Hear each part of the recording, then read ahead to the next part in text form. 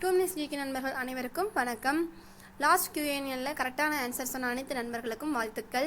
தமிழகத்தின் மிக உயர்ந்த சிகரம் எது? ஆன்சர் தொட்டபெட்டா. தமிழகத்தின் மிக உயர்ந்த சிகரம் தொட்டபெட்டா. இது கடல் மட்டத்திலிருந்து 8652 அடியில் இருக்குது. அதாவது சுமார் 2637 மீட்டர் உயரத்தில் இருக்குது.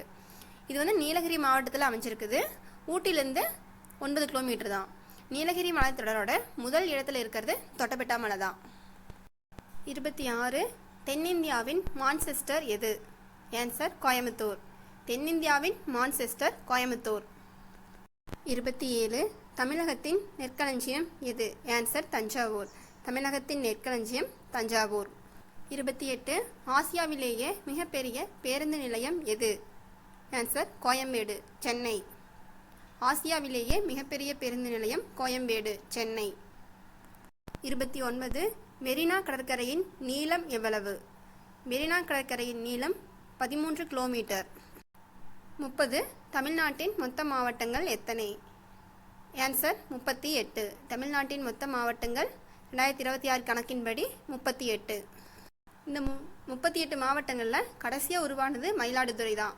நாகப்பட்டினம் மாவட்டத்திலேருந்து பிரிச்சிருக்காங்க. பரப்பளவில் மிக பெருசு ஈரோடு. விழுப்புரம் பிரிக்கப்பட்ட பிறகு தான் ஈரோடு முதலிடத்தில் இருக்குது.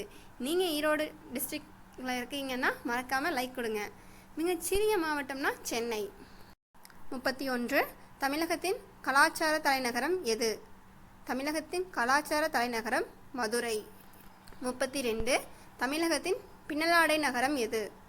ஆன்சர் தெரிஞ்சால் மறக்காமல் கமெண்ட் பாக்ஸில் கமெண்ட் பண்ணுங்க. 33. அஞ்சல் குறியீட்டு எண்கள் அதாவது பின்கோடு அறிமுகமான ஆண்டு எது?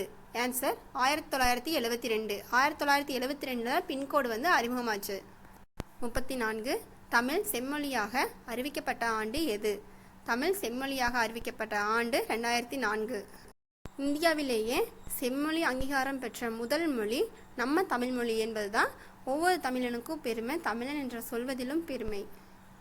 2004 வருஷம் ஜூன் 6ஆம் தேதி அன்னைக்கு அப்போதைய குடியரசுத் தலைவர் APJ அப்துல் கலாம் அவர்களால் இந்த அறிவிப்பு வெளியிடப்பட்டது.